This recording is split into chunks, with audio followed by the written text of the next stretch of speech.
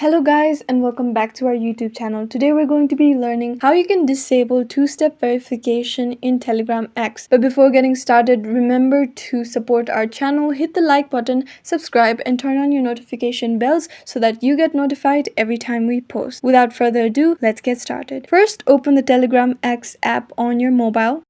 Then on the top left side, you can see a three-barred icon. You tap on it, tap on settings, scroll down until you see privacy and security. Then you tap on it and then tap on two-step verification option that is third in the list in security block. Tap on it, then enter your password. Tap on the tick button in your keyboard or tap on the arrow button that appears above your keyboard and select the second option, which is disable password.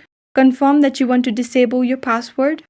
Then your two-step verification has been disabled. You'll get a notification as such and you can proceed to log in from other devices without having to enter your two-step verification password as well as the OTP code sent to your SMS. And that's how you disable two-step verification in your Telegram X app. I hope you found this video helpful. Comment down below if you have any questions and thanks for watching.